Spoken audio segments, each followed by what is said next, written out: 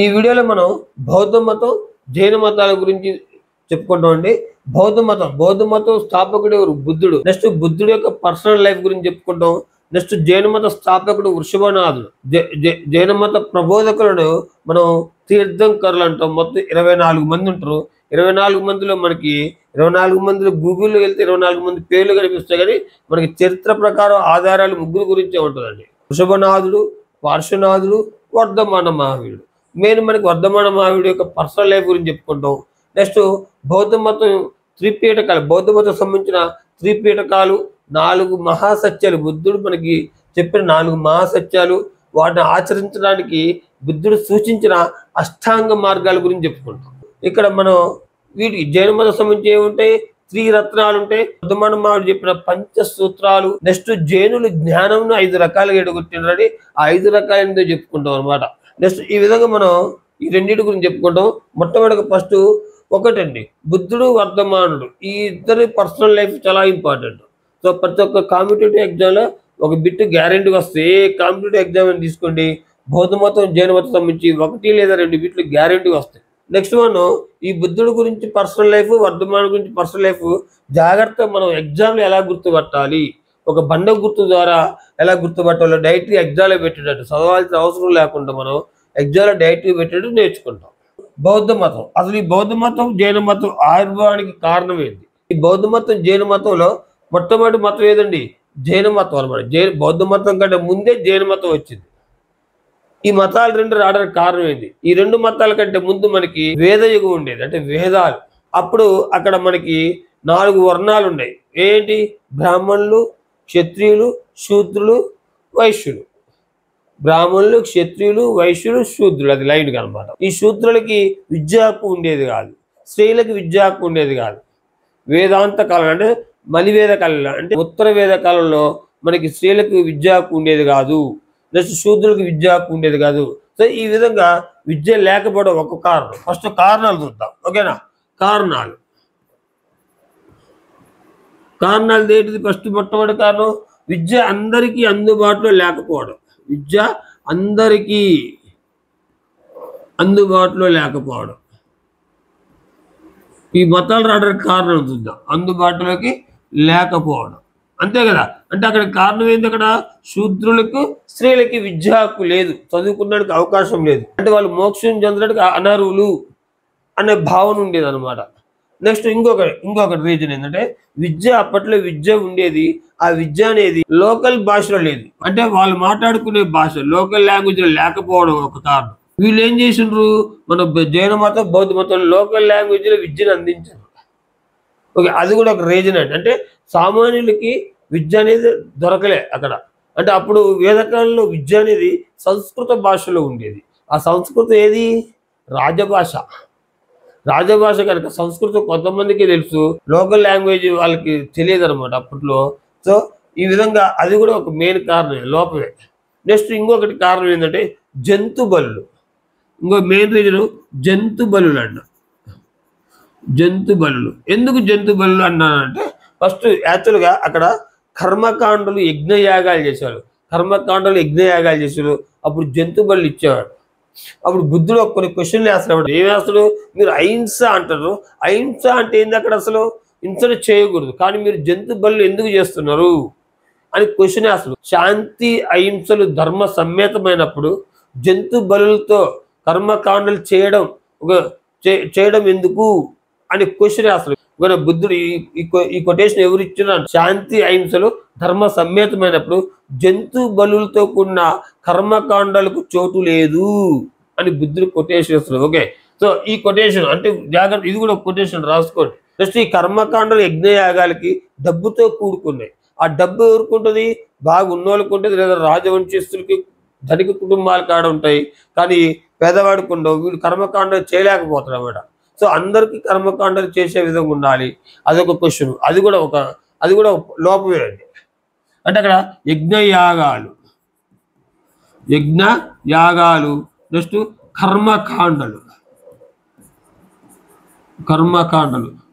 Next ఇంకొకటి ఏంటంటే, అప్పట్లో బ్రాహ్మణులకి ఆధిపత్యం ఎక్కువగా ఉండేది. ఒక గురువు అయ్యే ఒక విద్య నేర్పాలంటే బ్రాహ్మణుడే, మోక్షం పొందాలంటే బ్రాహ్మణుడే, వేరే వాళ్ళకి సంబంధం ఆధిపత్యం ఎక్కువ ఉండేది.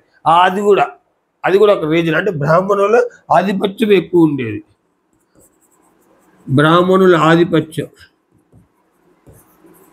ఎక్కువ ఉండేది అనమాట. సో ఈ విధంగా మనకి కొన్ని కారణాల వల్ల మనకి ఈ జైన మతం, బౌద్ధ మతం ఆవిర్భవించినాయండి. అయితే బుద్ధుడు కొటేషన్ ఇక్కడ మెయిన్ ఇంపార్టెంట్. ధర్మం కానీ మోక్ష మార్గాన్ని కానీ సాధించడానికి అందరికీ అవకాశం ఇవ్వాలి. ఒకటి బుద్ధుడు కొటేషన్ రాసుకోండి, ఇంపార్టెంట్. నెక్స్ట్ శాంతి అహింసలు ధర్మ సమ్మేతమైనప్పుడు జంతువులతో కూడిన కర్మకాండలకు చోటు లేదు, ఇది ఒక కొటేషన్. నెక్స్ట్ దుఃఖానికి కారణం కోరికలు, ఇది అందరూ తెలుసు, అందుకే లాస్ట్ చెప్పారు. దుఃఖానికి కారణం కోరికలు, ఆ కోరికలకు కారణం ఏంటండి అవిద్య అని చెప్తున్నమాట. అంటే ఇగ్నోరెన్స్, అప్పట్లో విద్య లేకపోవడం. అంటే దుఃఖానికి కారణం కోరికలు, ఈ కోరికలకు కారణం ఏంది అవిద్య, అంటే చదవలేకపోవడం. ఈ అవిద్య నుంచి బయటపడాలంటే మనకి అందరికి ఏముండాలి, విద్య ఉండాలి. అంటే దుఃఖం నుంచి బయటపడాలన్నా, కోరికల నుంచి బయటపడాలన్నా అవిద్య నుంచి బయటపడగాలి అని బుద్ధుడు చెప్తాడు అన్నమాట. ఈ 4 కొటేషన్ అన్నమాట. సో ఈ అవిద్య నుంచి ఎట్ట బయటపడాలి అంటే బుద్ధుడు ఏం చూపిస్తాడు, అష్టాంగ మార్గాన్ని చూపిస్తాడు.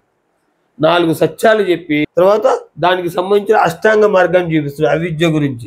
ఇది బుద్ధుడు గురించి, బుద్ధుడు కొటేషన్లు అంటే ఇది 100%. సో వీటన్నిటిని సమ్మేళనం చేసి వీటన్నిటి ప్రసారం చేయడానికి బుద్ధుడు విద్యను ఒక ఆయుధంగా మార్చుకుంటూ విద్యను ఉపయోగించాడు అన్నమాట.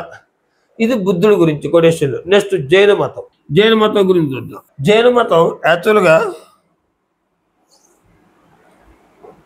చూడండి, బౌద్ధ మతం అనేది మనకి ఎప్పుడు వచ్చింది, జాగ్రత్త. బౌద్ధ మతం మనకి ఎప్పుడు వచ్చిందంటే ఎప్పుడు రాకుంది బౌద్ధ మతం, జాగ్రత్త అండి.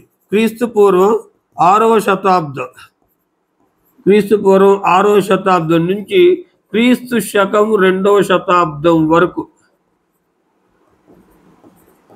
ఈ మధ్య బౌద్ధ మతం ప్రసిద్ధి చెందిందండి. అంటే క్రీస్తు పూర్వం 6వ శతాబ్దం నుంచి క్రీస్తు శకం 2వ శతాబ్దం వరకు మనకి బౌద్ధ మతం ప్రసిద్ధి చెందింది. నెక్స్ట్ జైన మతం, యాక్చువల్గా జైనుడు, ఓకేనా. జైన మతం ఎప్పుడు ఆవిర్భవించిందంటే బౌద్ధ మతం కంటే ముందే ఆవిర్భవించిందండి. జైనులు ఏమంటారు, ఇంకొక విధంగా అంటారు, జైన మతం అది ప్రాచీనమైన మతంగా భావిస్తారు తీర్థంకరులు.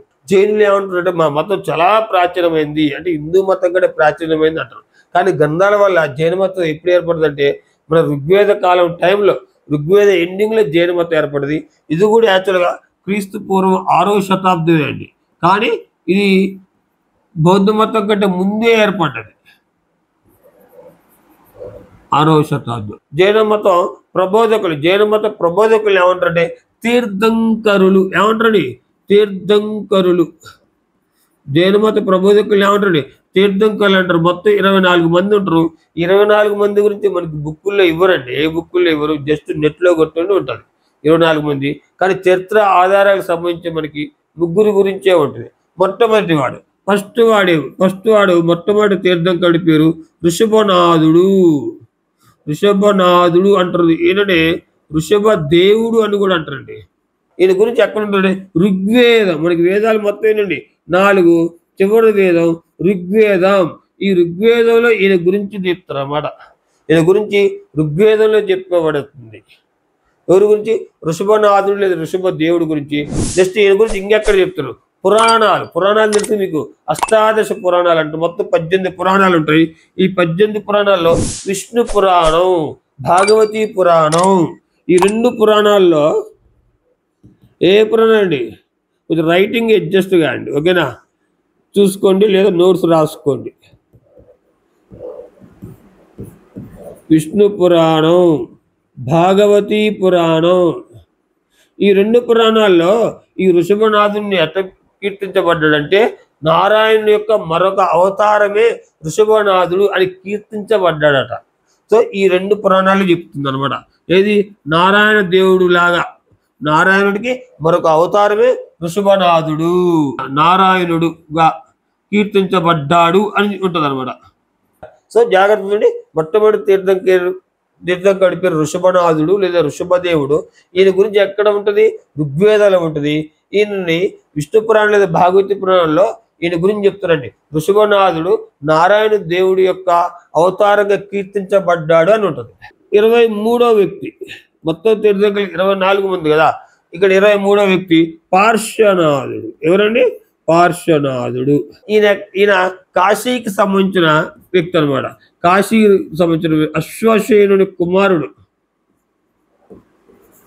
ఈయన రాజకుమారుడు అనమాట. వీళ్ళందరూ మ్యాక్సిమం అప్పట్లో వీళ్ళందరూ రాజకుమారులు అండి. వీళ్ళందరికీ జ్ఞానోదయం పొందిద్ది. జ్ఞానోదయం పొంది కొన్ని సత్యాలు చెప్తారు. గొప్పోడు ఏది చెప్పినా సత్యమే కదా. అంటే ఫస్ట్ డెవలప్ కావాలన్నమాట. ఏదో ఒక మార్పు, మనుషుల్లోని మార్పు వస్తుందండి. ఆ మార్పుని అతన్ని జ్ఞానోదయుడిగా, సంపూర్ణంగా, సర్వజ్ఞుడిగా పేరు తెచ్చిపెట్టిందట. అందరిలో ప్రతి వారిలో ఎప్పుడో ఒకప్పుడు మార్పు వస్తుంది. ఇప్పుడు బదాంట మనం అటు ఇటు తిరిగి వయసు రాగానే అటు ఇటు తిరుగుతుంటే ఏమంటాం? అని వాడికి పెళ్లి చేయడం మారుతుంది అంటాం కదా, అంటాం కదా. అదేవిధంగా ప్రతి వ్యక్తిలో ఒక మార్పు ఉంటుంది, ఏదో ఒక సంఘటన ద్వారా. ఓకేనా? ఈయనలో కూడా మార్పు ఉంది. 30 ఏట ఈయనలో మార్పు ఉంది. ఓకేనా? 30 ఏట ఈయనలో కూడా మార్పు ఉంది. వర్ధమానులో కూడా మార్పు ఉంది. వర్ధమాను కూడా 30 సంవత్సరంలో ఆయన తల్లిదండ్రులు చనిపోతాడు. తల్లిదండ్రులు చనిపోతే ఆయన మారిపోతాడు. మారిపోతే తపస్సు చేయడానికి పోతాడు. తల్లిదండ్రులు అంటే బాగా ఎక్కువ ఇష్టం వర్ధమానుడికి. అలాగే బుద్ధుడు కూడా. బుద్ధుడు ఎప్పుడు మారుతాడు? 29వ ఏట మారుతాడు. ఎందుకు చూసి మారుతాడు? ఆయన రాజధాని కపిలవస్తు రాజధానిలో ఆయన ఒక 4 సంఘటనలు చూస్తాడు. ఏం చూస్తాడు ఆయన? ముసలివాణ్ణి చూస్తాడు, రోగిష్ఠుడు చూస్తాడు, శవాన్ని చూస్తాడు, నెక్స్ట్ సన్యాసిని చూస్తాడు. ఈ 4 చూస్తాడు. సో మనిషి అంటే ఇదేనా, జీవితం అంటే ఇదేనా అని ఆయన మనసులో మార్పు చెంది ఇల్లు వదిలేసి వెళ్ళిపోతాడు. దాన్ని మహాభినిష్క్రమణ అంటారు. అది మన బుద్ధుడు చెప్పేటప్పుడు చెప్తాడు. మహాభినిష్క్రమణ అంటారు. ఇల్లు వదిలేసి వెళ్ళి తపస్సు చేసి మనోడు జ్ఞానోదయం పొందుతాడు బుద్ధుడు. 30 ఏట ఈయన తపస్సు చేసి ఎన్ని రోజులు తపస్సు చేస్తాడే? 84 రోజులు తపస్సు చేస్తాడండి. 100 సంవత్సరాలు బతుకుతాడండి. సో మన జైనుల్లో ఎక్కువ కాలం జీవించిన వ్యక్తి ఈయనే, పార్శ్వనాథుడే. 84 రోజులు తపస్సు చేస్తాడు. అప్పట్లో ఎక్కువ సంవత్సరాలు బతికాలి. వాళ్ళ తిండి కానీ, వాళ్ళ నియమ నిష్టలు కానీ ఎక్కువ రోజులు బతికాలి కూడా. 80 రోజులు తపస్సు చేసి మనోడు పార్శ్వనాథుడు 84 రోజులు తపస్సు చేస్తాడు. జినుడుగా మారుతున్నాడు. మరి తపస్సు చేసి జినుడుగా మారుతాడు. అయితే ఈయన ఏం చెప్తున్నాడంటే 4 సత్యాలు చెప్తాడు. అది ఇంపార్టెంట్ అండి. ఈయన ఏం చెప్తున్నాడు? 4 సత్యాలు చెప్తాడు. ఏ సత్యాలు చెప్తాడు? ఫస్ట్ వన్, సత్యంనే పలుకవలను. ఒకటి. నెక్స్ట్ రెండోది అహింస గురించి చెప్తున్నాడు. అహింస అంటే హింస చేయరాదు. నెక్స్ట్ మూడోది ఆస్తేయం. మూడోది ఏంటిదండి? ఆస్తేయం అంటే దొంగతనం చేయరాదు.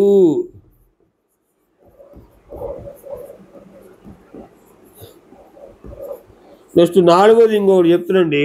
అదేంటంటే అపరిగ్రహం. గుర్తుపెట్టుకోండి. నాలుగోది ఏం చెప్తుంది? అపరిగ్రహం అంటే అపరిగ్రహం అంటే ఇతరుల ఆస్తిని దొంగిలించరాదు. ఇతరుల ఆస్తి మీద ఎక్కువ ఇంట్రెస్ట్ ఉండకూడదు.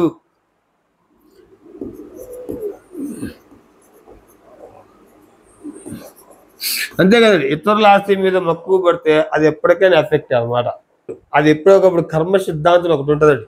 ఈ జైనులు వీళ్ళు కర్మ సిద్ధాంతాన్ని ఫాలో అవుతారు. భగవంతుడి కంటే ఎక్కువ కర్మ సిద్ధాంతాన్ని ఫాలో అవుతారు. కర్మ సిద్ధాంతం అంటే ఏంది? మనం చేసిన పనులు అవి మనల్ని మంచిగా ఉంటే మంచితనంగా ఒక 2 రోజులు ఎక్కువ బతుకుతారు బాయ్.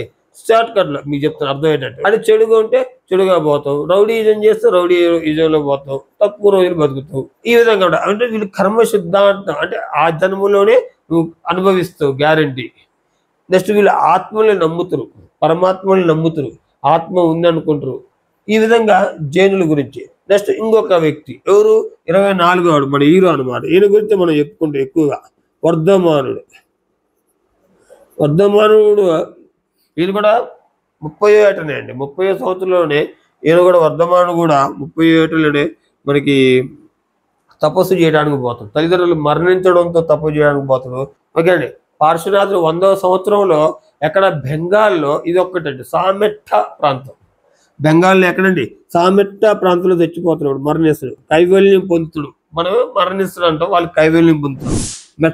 సామెట్ట ప్రాంతం ఇది ఎక్కడుంది? బెంగాల్లో ఉందండి. ఇది ఒక్కటి గుర్తుపెట్టుకోండి, బెంగాల్. సో ఇక్కడ చనిపోతాడు. పార్శ్వనాథుడి గురించి అంతకంటే ఎక్కువ అవసరం లేదు. అయితే ఈ వర్ధమాన్ ఏం చేస్తాడంటే పార్శ్వనాథుడు చెప్పిన 4 సత్యాలు ఉంటాయి కదా, సత్యం, అహింస, ఆస్తేయం, అపరిగ్రహం, వీటి 4 కలుపుకొని ఇంకొకటి చెప్తానండి. అదేంటంటే బ్రహ్మచర్యం. సో 100% బ్రహ్మచర్యం కూడా పాటించాలి, అప్పుడే జినుడుగా మారుతాం అని చెప్తున్నమాట. 4 + 1 5 కదా. సో వీటన్నిటిని ఏమన్నంటే పార్శ్వనాథుడు పంచవ్రతాలు లేదా పంచసత్యాలు అంటాడు అన్నమాట.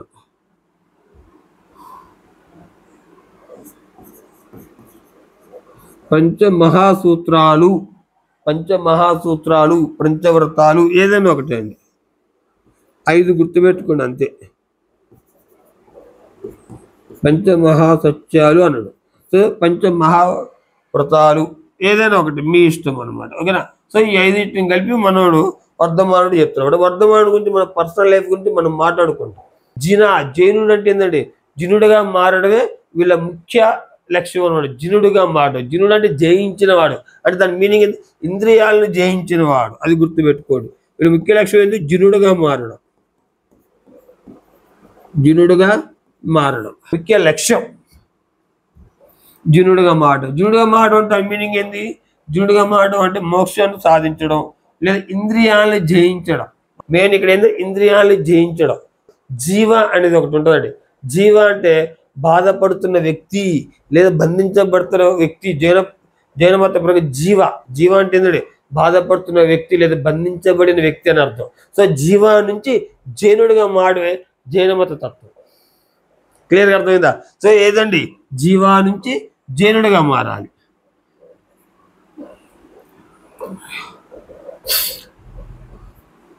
జీవా నుంచి జినుడుగా మారడమే జైన మత తత్వం. ఓకేనా. జీవా అంటే నేను చెప్పినా కదా, జీవ అంటే బంధించబడిన వ్యక్తి. సో బంధించబడిన వ్యక్తి, బాధపడుతున్న వ్యక్తి ఎట్లా మారాలి, జినుడుగా మారాలి. జినుడు అంటే ఏంది, జయించిన వాడు, ఇంద్రియాలను. ఓకేనా. ఇంద్రియాలను జయించిన వాడినే జినుడు అంటారు జైన మతం ప్రకారం. సో ఇది జైన మతం గురించి.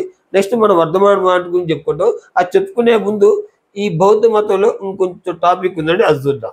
ఈ బౌద్ధ మతం మనకి బౌద్ధ మతం గురించి ఏ గ్రంథాలు తెలియజేస్తో చెప్పుకుందాం. చూడండి జాగ్రత్త ఒకసారి. బౌద్ధ మతం గురించి ఏ గ్రంథాలు. ఫస్ట్ యాక్చువల్గా మనం బౌద్ధ మత కాలంలో అనేక విశ్వవిద్యాలయాలు ఫేమస్ అండి. ఇంకొకటి ఏంటంటే బౌద్ధ మతం జైన మతం రావడానికి కూడా కారణం, ప్రపంచంలోని 4 దిక్కుల నుంచి విద్యార్థులు ఇక్కడికి వచ్చి చదువుకునేవాళ్ళు. విశ్వవిద్యాలయం స్థాపించిన వేదకాలంలో మనకి ఏమైనా గురుకులాలు ఉండేవి. తర్వాత బౌద్ధ మతం వచ్చిన తర్వాత మనకి ఓకేనా ఆరామాలు, మఠాలు, ఈ 2 మతాలు ఓకేనా విహారాలు, నెక్స్ట్ విశ్వవిద్యాలయాల వరకు ఫేమస్ అయినాయి. ఈ విశ్వవిద్యాలయాలు అంటే ఇక్కడ విశ్వవిద్యాలయాలు అంటే మనకి నలంద, తక్షశిల, వల్లభి, నెక్స్ట్ ఓదంతాపురి, ఈ విధంగా కొన్ని విశ్వవిద్యాలయాలు ఉంటాయండి. చాలా ఫేమస్ అనమాట ఆ టైంలో. ఈ నలంద విశ్వవిద్యాలయం చాలా ఫేమస్. 2000 మంది ఉపాధ్యాయులు ఉండేవాళ్ళు, సుమారు 8500 మంది స్టూడెంట్స్ ఉండేవాళ్ళు. రోజు ఒక 100 ఉపన్యాసాలు జరిగాయండి అక్కడ. ఓకే, అంత పెద్ద ఫేమస్ నలంద విశ్వవిద్యాలయం. దాని గురించి కూడా మనం చెప్పుకుంటాం. చైనా, టిబెట్, ఈ టిబెట్ నుంచి మనకి విద్యార్థులు వచ్చేవాళ్ళు.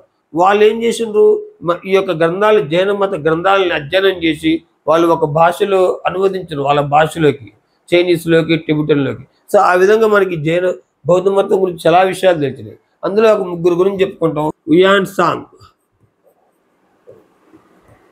సాంగ్, నెక్స్ట్ పాయిమాన్ అంటారు, పాయియాన్ అంటారు అండి. ఓకేనా. కొన్ని బుక్కుల్లో మాన్ ఉంటుంది, కొన్ని బుక్కులు యాన్ అని ఉంటుంది.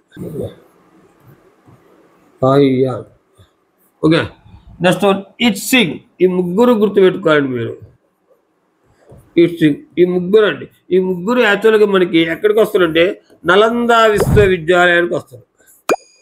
ఎక్కడికి వస్తారండి, నలంద విశ్వవిద్యాలయానికి వస్తారు, చదువుకుంటానికి వస్తారు అన్నమాట. అంటే ఈ గ్రంథాలను అబ్జర్వేషన్ చేయడానికి వస్తారు. కొంతమంది చదువుకుంటానికి వస్తారు. ఆ గ్రంథాలని తన దేశానికి ఉపయోగపడే విధంగా ఆ దేశం యొక్క భాషలోకి అనువదించడానికి కూడా కొంతమంది వస్తారు. మన దేశం చాలా గొప్పదండి. ఫర్ ఎగ్జాంపుల్ మనకి చరక సహిత ఇలాంటి గొప్ప గొప్ప గ్రంథాలు, ఆయుర్వేదం గురించి కూడా ఇతర దేశాలకు వెళ్ళిపోయింది. యాక్చువల్గా బౌద్ధ మతం ఎక్కడ ఉండాలి, మన ఇండియాలో ఉండాలి. మార్షల్ ఆర్ట్స్ ఎక్కడ ఉండాలి, మన ఇండియాలో ఉండాలి. అది ఎక్కడ పోయింది, చైనాకు పోయింది. సో ఈ విధంగా మన ఇండియా నుంచి అనేక మంది తర్వాత మహమ్మదీయులు వచ్చిండ్రు. మహమ్మదీయులు కూడా కొన్ని గ్రంథాలు వాళ్ళ భాషలోకి, టర్కీ భాషలోకి అనువదింపజేసుకున్నారు, వాళ్ళు యూజ్ చేసుకున్నారు. ఈ విధంగా ప్రతి ఒక్కళ్ళు మనల్ని యూజ్ చేసుకున్నారు మన భారతదేశాన్ని. కానీ భారతదేశ గొప్పతనం ఎక్కడికి పోలే. ఇప్పటికీ భారతదేశంకి ప్రపంచ దేశాల గొప్పతనం ఎప్పటికీ ఉందండి. అంటే ఈ ఇంకా ఉంటే ఇంకా బాగా డెవలప్ అయ్యేది మనం. అంటే భారతదేశం వాళ్ళు ఎన్ని దొంగిలించినా భారతదేశం నుంచి మన దేశం గొప్పతనం ఎప్పటికీ పోదు, ఎన్నటికీ జీవితం పోదు.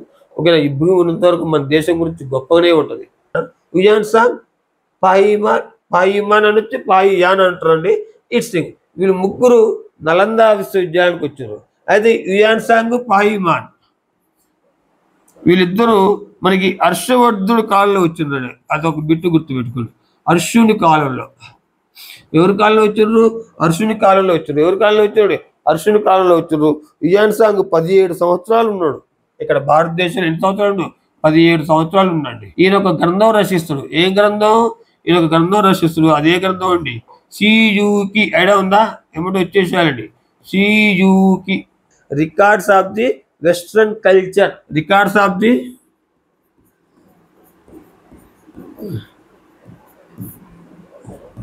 Western culture.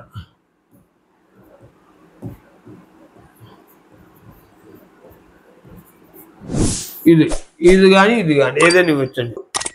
పాయియాన్, ఈయన కూడా ఒక గ్రంథం రాస్తాడు. పాయియాన్. షూకినికి హుయాన్ సాంగ్ ఇంకొక పేరు కూడా ఉందండి, జువాన్జంగ్ అని కూడా అంటారండి. జాగ్రత్త, జువాన్జంగ్. సో హుయాన్ సాంగ్ ఇంకో పేరు జువాన్జంగ్. ఏమంటండి? జువాన్జంగ్. చాయన్ గ్రంథం. ఏ గ్రంథం అండి? పోక్యూ యోకి, చైనీస్ భాషలో అనమాట. పోక్యూ యోకి అంటే బౌద్ధ దేశాల రికార్డులు. ఏంటండి? బౌద్ధ దేశాల రికార్డులు. లేదు అట్టేని ఇవ్వచ్చు.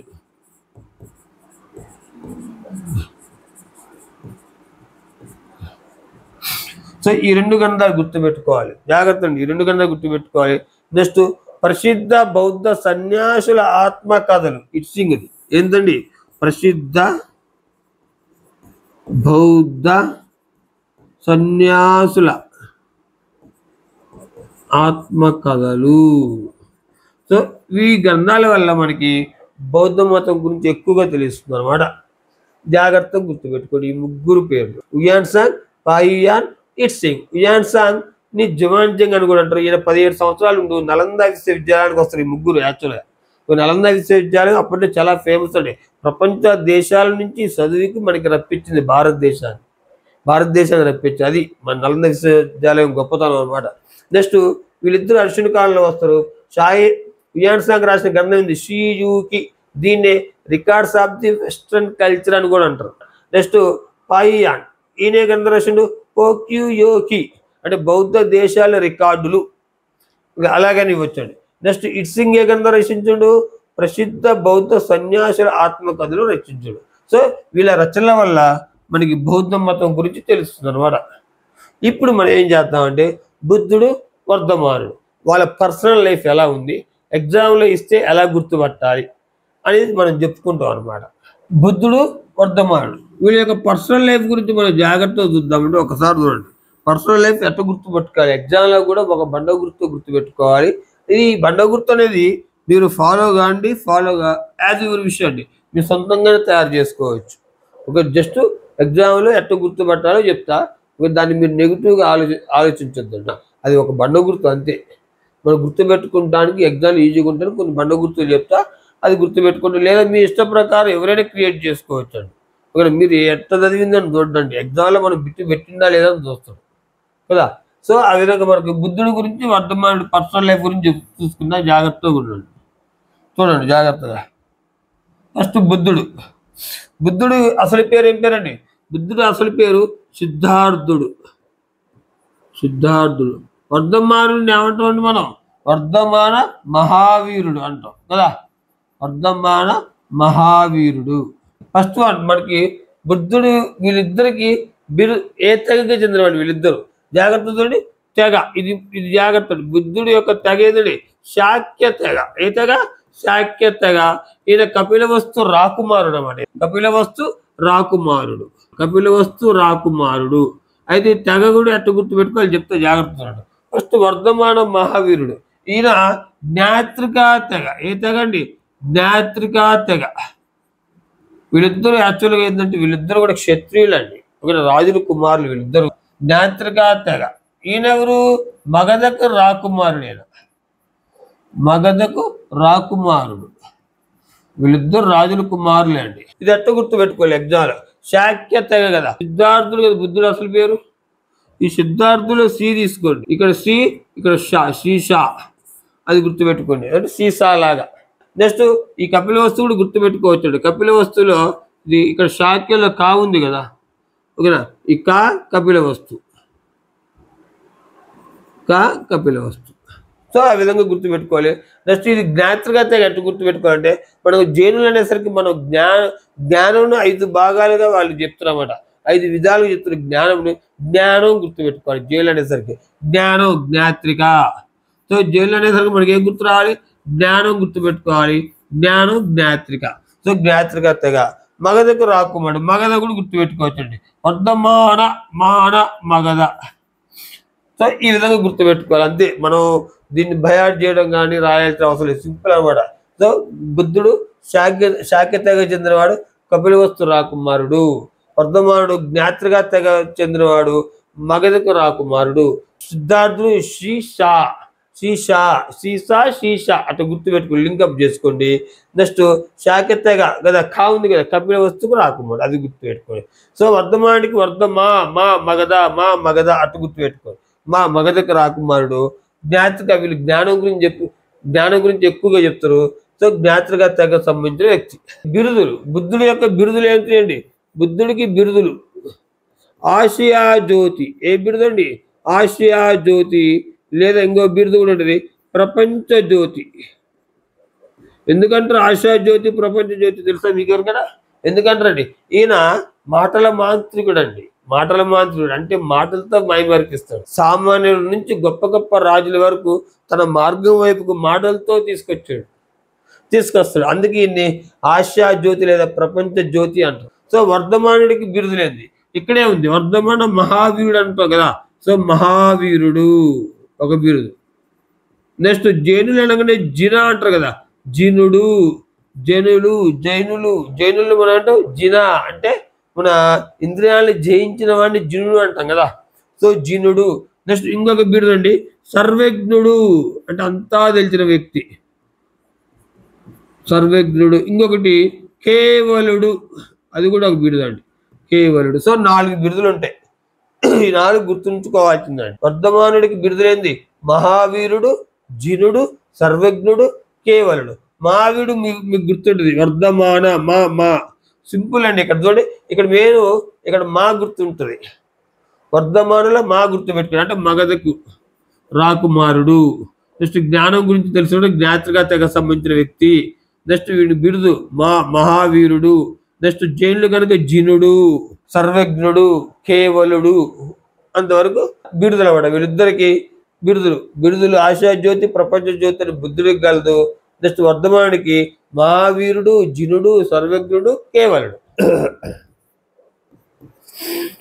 జనన, వీళ్ళిద్దరూ యాక్చువల్గా క్రీస్తు పూర్వమే కదా, అది క్లియర్ కదా అందరికి. క్రీస్తు పూర్వం ఇక్కడ 5 గుర్తు పెట్టుకోండి, ఈజీ గుర్తున్నాడు చెప్తాను. క్రీస్తు పూర్వం 5. ఓకే. నెక్స్ట్ 6, 5 తర్వాత నెక్స్ట్ ఏమండి 6ని బై 2 చేయండి, 3 అంటే 563. క్రీస్తు పూర్వం 563లో ఈయన జన్మిస్తుడు. ఆయన ఈ 6 కలపండి, ఇక్కడ సింపుల్ లాజిక్ అండి. 6 9 కదా, 599లో ఈయన జన్మిస్తాడు. క్లియర్ కదా? ఏ సంవత్సరంలో పుట్టిండో ఎట్లా గుర్తు పెట్టుకోవాలి. క్రీస్తు పూర్వం 563లో మన బుద్ధుడు జన్మిస్తాడు. క్రీస్తు పూర్వం 599లో వర్ధమానుడు జన్మిస్తాడు.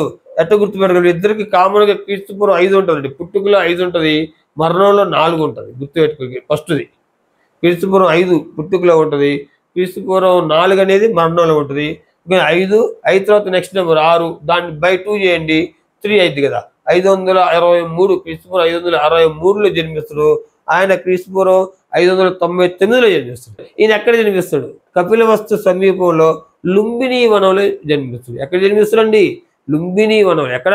లుంబిని వనంలో జన్మిస్తాడు. ఎక్కడ? లుంబిని వనం. ఇక్కడ ఎక్కువ మన బుద్ధుడు అనేసరికి వనాలు ఉంటాయి, వనం గుర్తుపెట్టుకోండి. సో కపిలవస్తుకు సమీపంలో, ఈయన క్యాపిటల్ అదే కదా, కపిలవస్తే కదా. కపిలవస్తుకు సమీపంలో లుంబిని వనంలో. ఎక్కడండి? లుంబిని వనంలో. నెక్స్ట్ ఈయన ఎక్కడ జన్మిస్తాడు? మగధకు రాజధాని ఏందండి? వైశాలి. వైశాలి నగరానికి సమీపంలో కుంద అనే గ్రామం. ఇది జాగ్రత్త అండి, ఇది ఇంపార్టెంట్. ఇది అడుగుతున్నాను, అడిగితే కుంద అనే గ్రామం ఎవరిది లేదు. ఇంకొకటి ఏమడుతుంటే కుందా నామం ప్రస్తుత నామం ఏది? కుందా గ్రామం అని బాస్రా అంటారండి. ఇది ఎక్కడుంది? బీహార్లో ఉంది. ఎక్కడుందండి? బీహార్లో ఉంది. ఇది జాగ్రత్త అండి, బాస్రా బీహార్. ఇది జాగ్రత్త, బిట్టు గ్యారెంటీ వస్తుంది. అందుకే నీట్గా చెప్తున్నా, తొందరపడకుండా ఏదో ఒకసారి చెప్పి అయిపోయాడు కదా, నీట్గా చెప్తున్నా, జాగ్రత్త గుర్తుపెట్టుకోండి. క్రీస్తుపూర్వం 563 ఎటు గుర్తుపెట్టుకోవాలి. వీళ్ళిద్దరికి 5 కామను, 6/2 చేయండి 3, 563. ఈ 6, 3 కలపండి.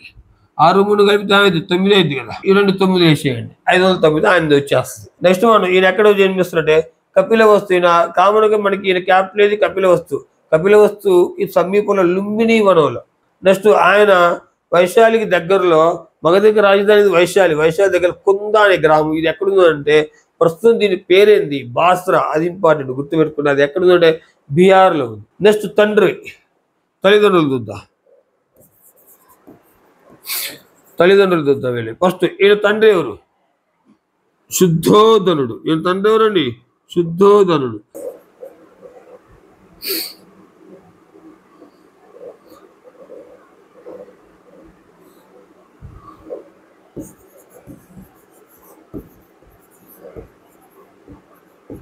శుద్ధోధనుడు. ఈయన తండ్రి ఎవరండి? సిద్ధార్థుడే అండి. ఈజీ ఈయన గుర్తుపెట్టుకోవడం.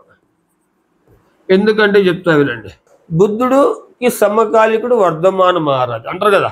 వర్ధమాన మహారాజుకి సమకాలికుడు బుద్ధుడు. వీళ్ళిద్దరు సమకాలికుడు. బుద్ధుడు అసలు పేరు ఏం పేరు? సిద్ధార్థుడు. బుద్ధుడు అసలు పేరు సిద్ధార్థుడు.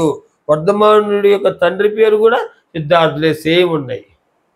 అది గుర్తుపెట్టుకోండి. నెక్స్ట్ బుద్ధుడి తండ్రి పేరు ఏం పేరు? శుద్ధోధనుడు. ఇది ఎట్ట గుర్తుపెట్టుకోవాలి? బుద్ధ శుద్ధో ధా ఉంది కదా, ధా ఉంది కదండి. అక్కడ మా ఎలా ఉందో ఇక్కడ ధా అలా ఉంటుంది అన్నమాట. బుద్ధ శుద్ధో. బుద్ధుడు తండ్రి శుద్ధోధనుడు. నెక్స్ట్ వర్ధమాన మహారాజ్ తండ్రి సిద్ధార్థుడు. బుద్ధుడు అసలు పేరేంటి? సిద్ధార్థుడు. సిద్ధార్థుడికి సిద్ధార్థుడు పేరు మనకి ఇంకొక ఆడ వస్తుంది. ఎక్కడ వస్తుంది? వర్ధమాను యొక్క తండ్రి పేరు వస్తుంది. క్లియర్ కదా. నెక్స్ట్ వన్ తల్లి. బుద్ధుడు తల్లి పేరు ఏం పేరండి? మాయాదేవి. ఏం పేరండి అసలు పేరు? అసలు తల్లి మాయాదేవి. అయితే బుద్ధుడు పుట్టిన 7 రోజులకి ఇవి చచ్చిపోద్ది అనమాట. ఎందుకు చచ్చిపోద్ది? ఇదొకటి. ఇంకొకటి గుర్తుపెట్టుకోండి, ఈ మాయాదేవి ఎవరు? ఏ తెగ సంబంధించింది? ఇది ఇంపార్టెంట్ అండి. ఇది ఎవరు తెలియదు అన్నమాట. కొలియా తెగ. ఏ తెగ? కొలియా తెగ. 7వ రోజు, బుద్ధుడు పుట్టిన 7వ రోజుకి మరణిస్తుంది. ఇవి మరణించిన తర్వాత నెక్స్ట్ గౌతమి, బుద్ధుడిని పెంచిన తల్లి, సౌచి తల్లి అంటారు గౌతమి. ఈ వల్ల మన బుద్ధుడికి గౌతమ బుద్ధుడు అని పేరు వస్తుంది. సో ఇక్కడ మెయిన్ మనకు తెలియదు కొలియా తెగ. సో బుద్ధుడు అసలు తల్లి మాయాదేవి, కొలియా తెగ చెందినవాడు. యాక్చువల్గా బుద్ధుడు వాళ్ళ డాడీ ఎవరు? శుద్ధోధనుడు శాక్య తెగ చెందిన వాళ్ళండి. వాళ్ళ తల్లి మాత్రం కొలియా తెగ చెందింది, మాయాదేవి అసలు తల్లి. 7వ రోజు చనిపోయిన తర్వాత గౌతమి అనే ఒక ఆమె ఈయన బుద్ధుడిని పెంచుకుంటుంది. జైన మతంలో ఆయన తండ్రి వర్ధమానుడు తండ్రి పేరు ఏం పేరండి? సిద్ధార్థుడే కదా. నెక్స్ట్ తల్లి పేరు ఏం పేరు? త్రిశాల. ఇది కొంచెం గుర్తుపెట్టుకో. త్రిశాల. ఈమె లిచ్చవుల రాకుమార్తె. అంటే లిచ్చవుల రాజైన చేతకుని చెల్లెలండి. లిచ్చవుల రాజైన చేతకుని చెల్లెలు. ఇది అట్లా గుర్తుపెట్టుకోవాలి, జాగ్రత్తని. ఇప్పుడు వర్ధమానుడు కదా, జైన మతం కదా. మతం అంటే త్రిశాల, త్రిరత్నాలు కదా. త్రిశాల అది గుర్తుపెట్టు, త్రిరత్నాలు. నెక్స్ట్ ఇంకా బాగా గుర్తు, త్రిశాల వచ్చింది లాగా లిచ్చుల. ఎవరు రాజు? లిచ్చవుల రాకుమార్తె. లిచ్చవుల యొక్క రాజు చేతకుని చెల్లెలే మన త్రిశాల అనమాట. సో ఇక్కడ వర్ధమాన తల్లి ఎవరు? త్రిశాల. ఆమె ఎవరు అసలు? లిచ్చవుల రాజైన చేతకుని చెల్లెలు అనమాట త్రిశాల. నెక్స్ట్ భార్య అండి.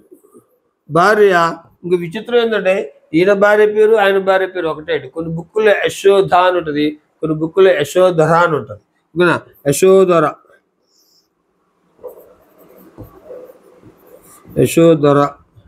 ఈయన భార్య పేరు సేమ్ అండి, యశోధర. ఇద్దరు భార్య పేర్లు సేమ్.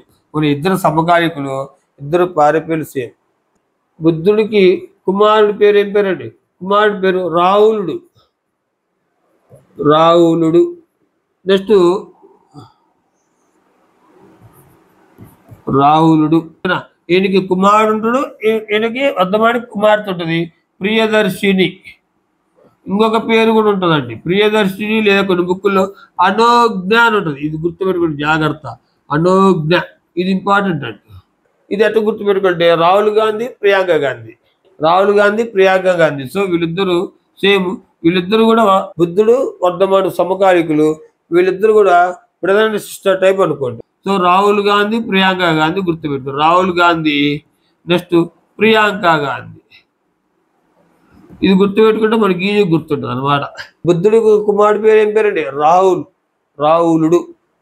వర్ధమాను యొక్క కుమార్తె పేరు నెక్స్ట్ ప్రియదర్శి, అనోజ్ఞ. అయితే బుద్ధుడు వేటిని చూసి చెలించాడు అంతే కదా.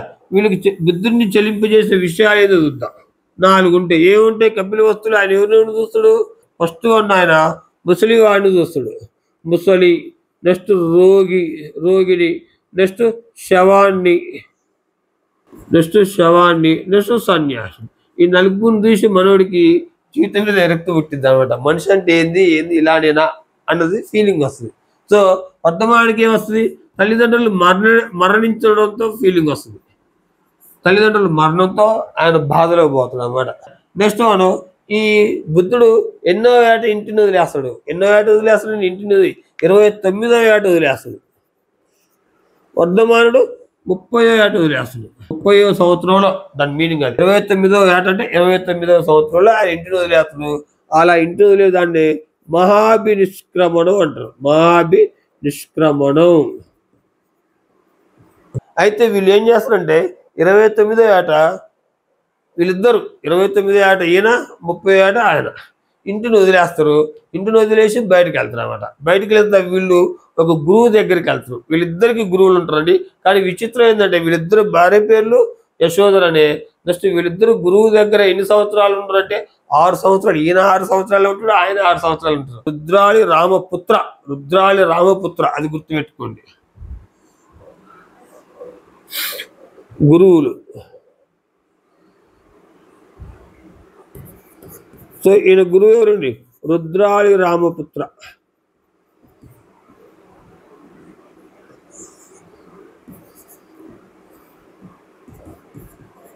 సో ఈయన గురువు దగ్గరకు పోతున్నాడు. రుద్రాళి రామపుత్ర దగ్గర గురువు దగ్గర పోయి 6 సంవత్సరాలు ఆయనతో ఉంటాడు. ఆయన మనోడికి సాటిస్ఫాక్షన్ ఉండదు. ఓకేనా? సాటిస్ఫాక్షన్ ఉండదు. మళ్ళీ ఏదో కావాలని చెప్పి మళ్ళీ తప్పు చేయడానికి పోతాడు. నెక్స్ట్ ఈయన గోసాలి. ఈయన గురువు పేరు గోసాలి మస్కరి పుత్ర. ఈయన గురువు గోసాల మస్కరి పుత్ర. సో వీళ్ళిద్దరు, ఈయన కూడా 6 years ఉంటాడండి. ఈయన ఎట్ట కలుస్తాడంటే యాక్చువల్గా ఈయన వర్ధమానుడు నలంద యూనివర్సిటీకి వస్తాడు. ఒక రోజు వచ్చి ఈయన కలుస్తాడు. గోసారి మస్కరి పుత్ర అనే గురువును కలుస్తాడు. ఆ గురువును కలిసిన తర్వాత అప్పుడు పరిచయం ఏర్పడింది. ఆయన దగ్గర 6 సంవత్సరాలు శిష్యరికం చేస్తాడు వర్ధమానుడు. సో దానికి మనం గురువులుగా భావిస్తారు వీళ్ళు. ఈయన రుద్రాళి రామపుత్ర, ఈయన గురువు. ఆయన గురువు గోసాల మస్కరి పుత్ర. ఈయన 6 సంవత్సరాలే ఉంటాడు ఈయన దగ్గర, ఆయన 6 సంవత్సరాలే ఉంటాడు. అయితే వీళ్ళిద్దరు తపస్సు చేస్తారండి. ఈయన 29వ ఏట బయటకు వెళ్తాడు, ఆయన 30వ ఏట బయటకు వెళ్తాడు. తపస్సు చేస్తాడు. ఈయన బయటకు వెళ్ళడాన్ని మహాభినిష్క్రమణ అంటారు. ఎన్ని రోజులు తపస్సు చేస్తాడు ఈయన? 48 రోజులు తపస్సు చేస్తాడు. అది కూడా ఇంపార్టెంట్. 48 రోజులు తపస్సు చేస్తాడు. ఈయన 12 సంవత్సరాలు తపస్సు చేస్తాడు. ఎట్ట గుర్తుపెట్టుకోవాలి? 4, 8 కలపండి, 12 అయింది. సింపుల్ అనమాట. చిన్న లాజిక్, కొన్ని గుర్తుపెట్టుకుంటే జాగ్రత్త లాజిక్తో గుర్తుపెట్టుకోవాలి. ఈయన 48 రోజులు తపస్సు చేసి జ్ఞానోదయం పొందుతాడు. ఆయన 12 సంవత్సరాలు తపస్సు చేసి జ్ఞానోదయం పొందుతాడు. ఎక్కడ చేస్తాడు ఈయన? ఎక్కడ చేస్తాడంటే గయా వద్ద. ఎక్కడ చేస్తాడండి? గయా వద్ద. ఏ చెట్టు కింద? రావి చెట్టు కింద, బోధి వృక్షం కింద. దాన్ని బోధి వృక్షాన్ని మనం రావి చెట్టు అంట. బోధి వృక్షం, రావి చెట్టు ఏదైనా ఇవ్వచ్చండి. నెక్స్ట్ అశ్వస్థ వృక్షం ఏదైనా ఇవ్వచ్చు. ఈ మూడిట్లో ఏదైనా ఒకటే అండి. ఓకేనా? బోధి చెట్టు అన్నా, రావి చెట్టు అన్నా, అశ్వస్థ వృక్షం ఒకటే. ఈ మూడింటి చెట్టు కింద మంచిగా మనోడు తపస్సు చేస్తాడు. 48 రోజులు తపస్సు చేసి జ్ఞానోదయం పొందుతాడు. సో మనం కూడా ఒక తపస్సులాగా, ఒక యజ్ఞంలాగా జస్ట్ ఒక 3 నెలలు లేదా 6 నెలలు కష్టపడి కూర్చొని మీరు చదివితే గ్యారెంటీగా విజయం సాధిస్తారు. ఈ జీవితం నాది కాదనుకోవాలి.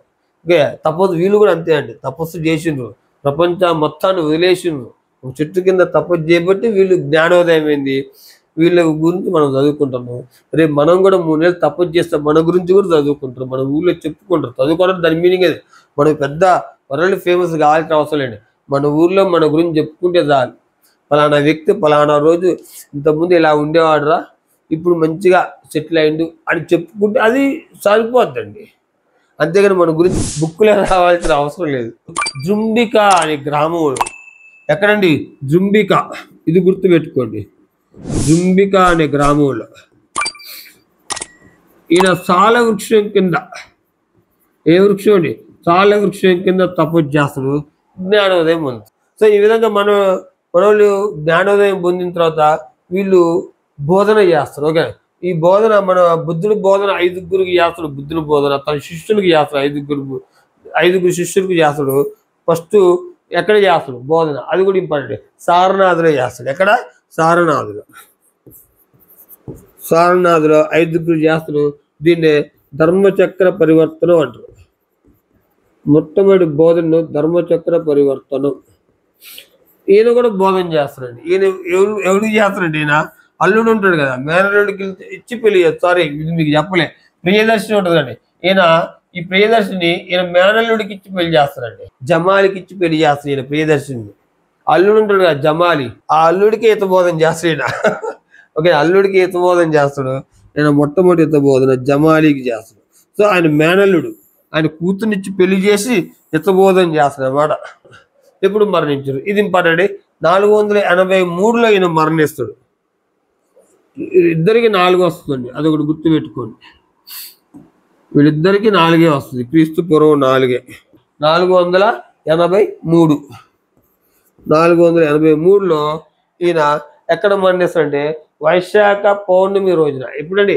వైశాఖ పౌర్ణమి రోజున కుషీనగరం. ఎక్కడండి? కుషీనగరంలో మరణిస్తాడు. అది కూడా అడుగుతుండే. వైశాఖ పౌర్ణమి ఏ రోజు అని కూడా అడుగుతుంది. వైశాఖ పౌర్ణమి రోజున కుషీనగరంలో కైవల్యం పొందుతాడు, అంటే మరణిస్తాడు. వర్ధమానుడు ఎప్పుడు మరణిస్తాడు? 468లో మరణిస్తాడు. 68లో ఈయన మరణిస్తాడు. పావాపురిలో మరణిస్తాడు. ఎక్కడండి?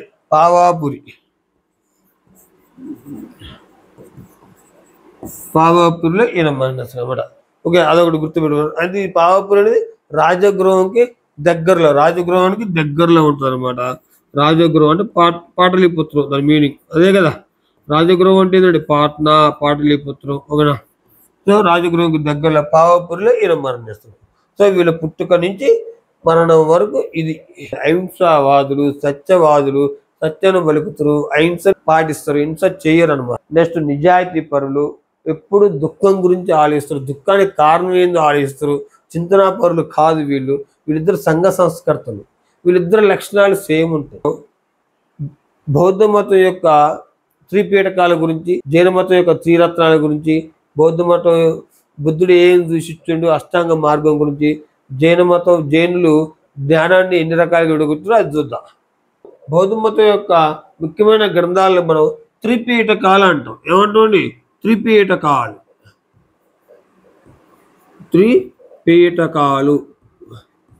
ఓకే, ఈ త్రిపీఠకాలు ఏమి ఉంటాయి అదొకటి గుర్తుపెట్టుకోవాలి. త్రిపీఠకాలు ఏమి ఉంటాయి? త్రిపీఠకాలకు మరొక పేరు పాలీ ఖానన్. గుర్తుపెట్టుకోండి, పాలీ నెక్స్ట్ ఖానన్. ఇది జాగ్రత్త అండి. ఓకేనా? అంటున్నాడు పాలీ ఖానన్ అన్న త్రిపీఠకాలన్న ఒకటే. ఈ త్రిపీఠకాలు ఏముంటే ఫస్ట్ మనం వినయ పీఠకం, నెక్స్ట్ సుత్త పీఠకం, నెక్స్ట్ అభిధమ పీఠకం. ఏముంటాయి చెప్పండి ఒకసారి. వినయ పీఠకం,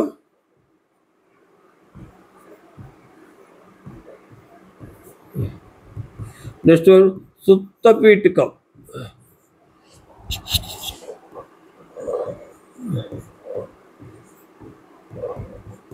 నెక్స్ట్ వన్ అభిధమ పీఠకం. సో ఈ మూడు పీఠకాలు ఉంటాయి. ఓకేనా? త్రిపీఠకాలు బుద్ధుడు బౌద్ధ మతంలో ఉంటాయి, త్రిరత్నాలు జైన మతంలో ఉంటాయి. జాగ్రత్త అండి. పీఠకాలు అంటే ఎప్పుడే మనకి బౌద్ధ మతం గుర్తు రావాలి, రత్నాలు అంటే జైన మతం గుర్తు రావాలండి. సో అభిధమ పీఠకం, వినయ పీఠకం. వినయపేటకు ఏం చెప్తుంది? వినయపేటకు ఏం చెప్తుందంటే బౌద్ధ సన్యాసులు ఉంటారు కదా, వాళ్ళ యొక్క నియమాలు నిబంధనల గురించి చెప్పింది వినయపేటకు. బౌద్ధ సన్యాసుల నియమాలు నెక్స్ట్ నిబంధనల గురించి చెప్పేది వినయపేటకు. నెక్స్ట్ సుత్తపేటకు ఏం చెప్పింది అంటే బుద్ధుని బోధనల గురించి చెప్పింది, బుద్ధుని యొక్క ధర్మ సూత్రాల గురించి చెప్పింది. ఓకే, ఎట్ట గుర్తు పెట్టుకోవాలి, సు అని ఉంది కదా, సూత్రాలు, బుద్ధుని యొక్క సూత్రాలు, బుద్ధుని యొక్క బోధనల గురించి చెప్పింది అనమాట. నెక్స్ట్ అభిధమ పీఠకం బౌద్ధ మతం యొక్క తత్వసారం అంటే తత్వశాస్త్ర మనతత్వ శాస్త్రాల గురించి అభిధమ పీఠకం చెప్పింది. ఇక్కడ మెయిన్ వాడు అడుగుతున్నాడు సుత్త పీఠకం దేని గురించి చెప్తుంది అంటాడు. ఇక బుద్ధుని యొక్క సూత్రాలు ఓకే బోధనలు ఏ గురించి ఏ పీఠకం చెప్పిందంటే అది జాగ్రత్త అండి, సుత్త పీఠకం. ఇక్కడ 3 పీఠకాలు, వినయ పీఠకం, సుత్త పీఠకం, అభిధమ పీఠకం. వినయ పీఠకం సింపుల్ అండి, బౌద్ధ సన్యాసుల యొక్క ఆచారాలు నియమాలు నిబంధనల గురించి చెప్పింది. సుత్త పీఠకం బుద్ధుని యొక్క బోధనల గురించి చెప్పింది, బుద్ధుని యొక్క ధర్మ సూత్రాల గురించి. సూత్రాలు గుర్తుపెట్టుకోండి, సూత్రాలు సుత్త అది లింకప్ చేసుకోండి ఓకేనా. నెక్స్ట్ అభిధమ పీఠకం, అభిధమ పీఠకం ఏం చెప్పింది? బౌద్ధ తత్వశాస్త్రం మనస్తత్వ శాస్త్రం గురించి చెప్పింది. నెక్స్ట్ ఈ వీడు బుద్ధుడు 4 సత్యాలు చెప్తున్నాడు ఓకేనా. ఫస్ట్ దుఃఖం ఉంటుంది, దుఃఖానికి కారణం ఉంటుంది, దుఃఖానికి కారణం ఉంటుంది, దుఃఖాన్ని కలిగించే కారణాన్ని మనం నివారించవచ్చు, ఇది 3వది. 4వది అష్టాంగ మార్గం, దుఃఖ నిరోధ మార్గం, అష్టాంగ మార్గం. ఈ 4 సత్యాలు చెప్తున్నాడు బుద్ధుడు. వర్ధమానుడికి 5 గుర్తుపెట్టు, బుద్ధుడు 4 వర్ధమానుడు 5, అది జాగ్రత్త అండి. సో 4 సత్యాలు బుద్ధుడు చెప్తున్నాడు. 4 సత్యాలు ఏంది ఫస్ట్ చూద్దాం. ఫస్ట్ది దుఃఖం ఉంటుంది, నెక్స్ట్ది కారణం ఉంటుంది, అంతే సింపుల్ అండి, అది బాగా. దుఃఖానికి కారణం ఉంటుంది, దుఃఖానికి కారణాన్ని దుఃఖాన్ని కలిగించే కారణాన్ని నివారించవచ్చు. క్లియర్గా దుఃఖాన్ని కలిగించే కారణాన్ని నివారించవచ్చు.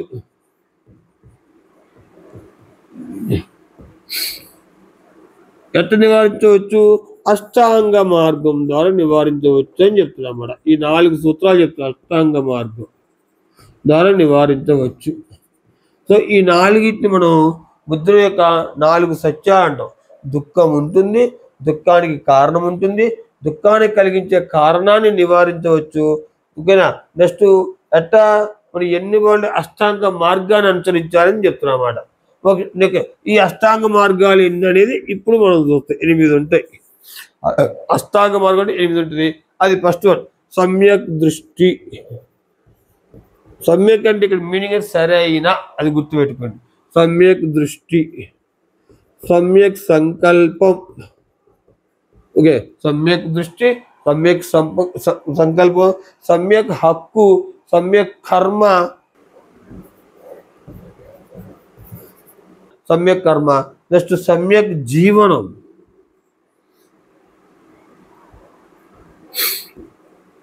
సమ్యక్ జీవనం, సమ్యక్ జీవనం. నెక్స్ట్ సమ్యక్ వ్యాయామం, సమ్యక్ సమాధి, నెక్స్ట్ సమ్యక్ స్మృతి, అంతే సింపుల్. సమ్యక్ వ్యాయామం, సమ్యక్ సమాధి, సమ్యక్ స్మృతి.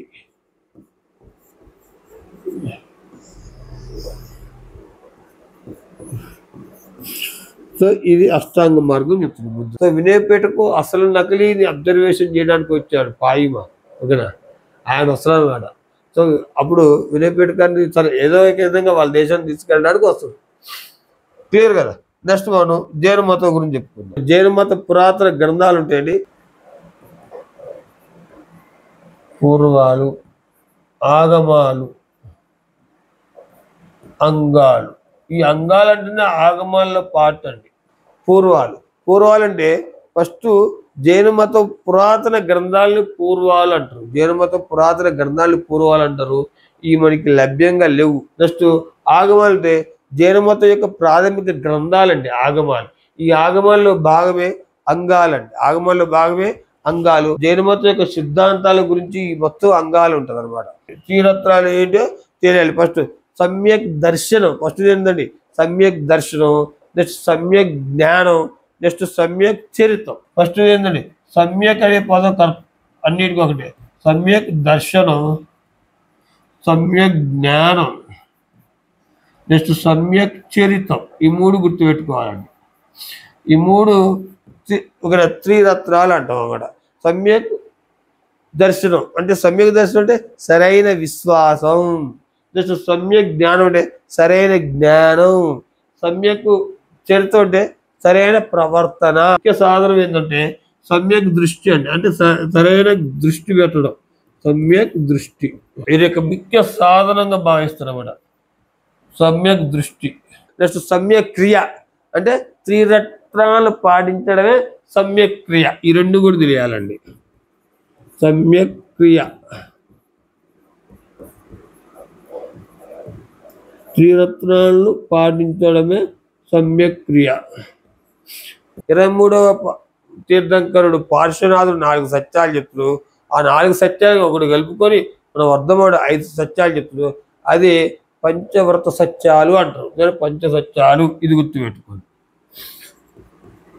పంచవ్రతాలు లేదా పంచ సత్యాలు ఎవరు చెప్తారు? వర్ధమానుడు చెప్తాడు. 4 అందులో 4 ఆల్రెడీ మనోడు చెప్తాడు పార్శ్వనాథుడు. దానికి మనోడు బ్రహ్మచర్యం కలుపుతాడు అన్నమాట, తెనాతిలి కల్లుడు. ఈయన 4 చెప్తాడు బుద్ధుడు, ఈయన 5 చెప్తాడు. ఓకే, ఒకటోది సత్యం పలకవలను. రెండోది ఏంటండి అహింస, హింస చేయరాదు.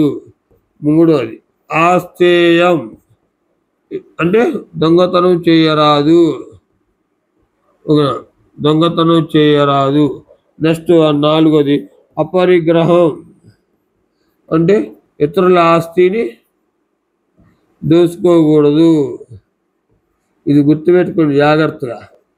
ఇతరుల ఆస్తిని దోసుకోకూడదు అండి, ఓకేనా? అది ఎప్పటికైనా నష్టమే కలిగిస్తుంది మీకు, ఇప్పుడు కాదు తర్వాత ఎప్పటికైనా. మన సొమ్ము మనకు ఉండాలండి, మన సొమ్ము మనం తినాలి. పక్కనోడి సొమ్ము మీద ఆశపడకూడదు. పక్కనోడి సొమ్ము మీద ఆశపడితే నీ సొమ్ముకి ఎవడో ఒకటి ఆశపడతాడు, ఎప్పుడో ఒకప్పుడు వస్తాడు, నీ సొమ్ము కూడా పోద్ది. అదే గ్యారెంటీ. కర్మ సిద్ధాంతం అంటారు దీన్ని, జైల్లో నమ్ముతున్నవాడ. కర్మ అనేది ఎప్పటికీ వెంటాడుతూనే ఉంటుంది. మంది సొమ్ము మీద ట్రై చేస్తే నీ సొమ్ము కూడా పోద్ది ఏదో ఒకప్పుడు. నెక్స్ట్ 5th వన్ వచ్చేసరికి బ్రహ్మచర్యం. జైన్లు జ్ఞానాన్ని ఎన్ని రకాలుగా అడుగుతున్నారు? 5 రకాలుగా అడుగుతున్నారు. యతి జ్ఞానం ఫస్ట్ ఏంటంటే యతి జ్ఞానం, శృతి జ్ఞానం, అవధి జ్ఞానం, మనపర్యాయ జ్ఞానం, కేవల జ్ఞానం. ఈ 5 రకాలండి. యతి జ్ఞానం అంటే ఇంద్రియాల ద్వారా పొందే జ్ఞానాన్ని యతి జ్ఞానం అంటారు. 5 రకాలు. ఫస్ట్ వన్ యతి జ్ఞానం. 2 యతి జ్ఞానం అంటే ఏంటండి ఇంద్రియాల ద్వారా పొందే జ్ఞానాన్ని యతి జ్ఞానం అంటారు. నెక్స్ట్ వన్ శృతి జ్ఞానం. ఏంటండి శృతి జ్ఞానం అంటే గ్రంథాల రూపంలో పొందే జ్ఞానం, లేదా గురువులు ఉపదేశించడం ద్వారా మనం పొందే జ్ఞానాన్ని శృతి జ్ఞానం అంటారు. నెక్స్ట్ అవధి జ్ఞానం అంటే దివ్య దృష్టి ద్వారా పొందే జ్ఞానం. అవధి జ్ఞానం ఇది చాలా గొప్పదండి. భూత భవిష్యత్తు సంబంధించిన జ్ఞానం, దివ్య దృష్టి ద్వారా పొందే జ్ఞానాన్ని అవధి జ్ఞానం అంటారు. గతము భవిష్యత్తు గురించి చెప్పే జ్ఞానం ఏదని అడుగుతారు, అవధి జ్ఞానం. నెక్స్ట్ మనఃపర్యాయ జ్ఞానం. నెక్స్ట్ ఏంటండి పర్యాయ జ్ఞానం. ఇతరుల మనసులోని ఆలోచనలు తెలుసుకునే జ్ఞానం. ఇతరుల మనసులో ఏముందో తెలుసుకునే జ్ఞానాన్ని మనఃపర్యాయ జ్ఞానం అంటారు. నెక్స్ట్ కేవల జ్ఞానం. 5th వన్ కేవలుడు అని బిరుదుంది వర్ధమానికి. చెప్పారు కదా 4 బిరుదులు: మహావీరుడు, జినుడు, సర్వజ్ఞుడు, కేవలుడు. కేవలుడు అంటే సర్వం తెలిసిన వాడు అండి. కేవల జ్ఞానం అంటే మొత్తం జ్ఞానాన్ని కేవల జ్ఞానం అంటాం. అంటే సర్వజ్ఞుడు మొత్తం తెలిసిన జ్ఞానం ఒక కేవల జ్ఞానం. కేవలుడు అంటారు వర్ధమానుని, కేవలం అంటారు సంపూర్ణ జ్ఞానం అని అర్థం. దీని మీనింగ్ ఏదైతే కేవలం సంపూర్ణ జ్ఞానం. ఇది ఆత్మ యొక్క సహజ లక్షణంగా పేర్కొంటారు కేవల జ్ఞానం. ఇదో బిట్ అండి. కింది వాటిలో ఏ జ్ఞానంలో ఆత్మ యొక్క సహజ లక్షణంగా జైన్లు పేర్కొంటారు?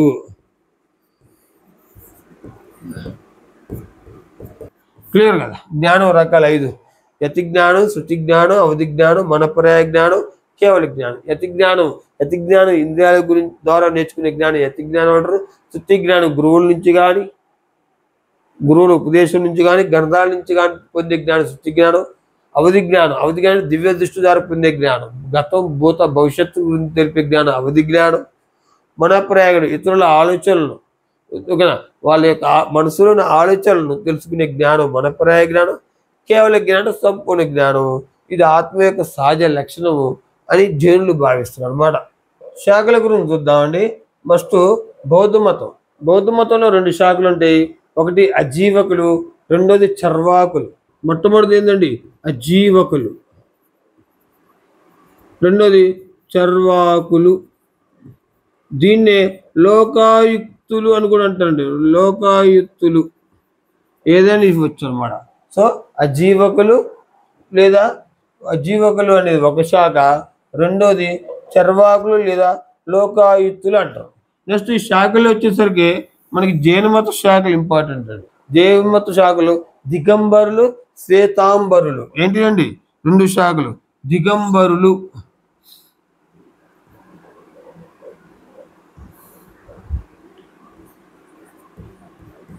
దిగంబరులు ఒక శాఖ, నెక్స్ట్ శ్వేతాంబరులు మరొక శాఖ. దిగంబరులు అంటే మీనింగ్ ఇక్కడ ఏం లేదండి. దిగంబరులు అంటే మనకి వర్ధమాన మహావీరుడుగా వర్ధమానుడి అనుచరులనే ఓకే మన దిగంబరులు అంటాము. పార్శ్వనాథుని అనుచరుల్ని మన శ్వేతాంబరులు అంటారు. సో దిగంబరులు, శ్వేతాంబరులు. దిగంబరులు అంటే ఏంటండి వర్ధమాను యొక్క అనుచరులు, శ్వేతాంబరులు అంటే పార్శ్వనాథుని యొక్క అనుచరులు. దిగంబరులు అంటే వీళ్ళు బట్టలు వల్ల మనకి మోక్షం కలగదు. సో బట్టలను వదిలేద్దామని చెప్పి బట్టలను వదిలేస్తారు. వీళ్ళు బట్టలు వేసుకోకుండా ఉంటారు అన్నమాట. వీళ్ళు ఎక్కువగా మనకి మైసూర్లో కనిపిస్తారండి జైనులు. ఇప్పటికీ మన 2011 ఓకేనా జనాభా లెక్కల ప్రకారం మన భారతదేశం బయట కానీ 4.5 మిలియన్ల మంది జైన్లు ఉన్నారు. మీకు తెలియదు ఏంటంటే యాక్చువల్గా ఈ మతం 2 శాఖలకు విడిపోవడానికి కారణం ఒక స్టోరీ ఉంటుంది. చంద్రగుప్త మౌర్యుడు గుర్తుంది కదా. చంద్రగుప్త మౌర్యుడు, ఆ చంద్రగుప్త మౌర్యుడి కాలంలో కొంత కరువు కాటకాలు వచ్చి కొంతమంది జైన్లు ఏంటంటే గంగా నది లోయ ప్రదేశాలకు వలస వెళ్తారు. వలస వెళ్ళిన తర్వాత మళ్ళీ చంద్రగుప్త మౌర్యుడు వీళ్ళందరినీ ఒక కాడికి దగ్గరగా చేసి ఒక సమావేశం పెడతారు. ఆ సమావేశంలో వీళ్ళందరూ 12 అంగాలు ఉంటాయండి, 12 రకాల అంగాలు. అయితే లింగం, లోక, నానకున దానికి సంబంధించిన వాటి వల్ల వీళ్ళకి భిన్నాభిప్రాయాలు వస్తాయి. ఆ భిన్నాభిప్రాయాలు వచ్చినప్పుడు మనకి దిగంబరులు, శ్వేతాంబరులు విడిపోతారు అన్నమాట. అది మెయిన్ స్టోరీ.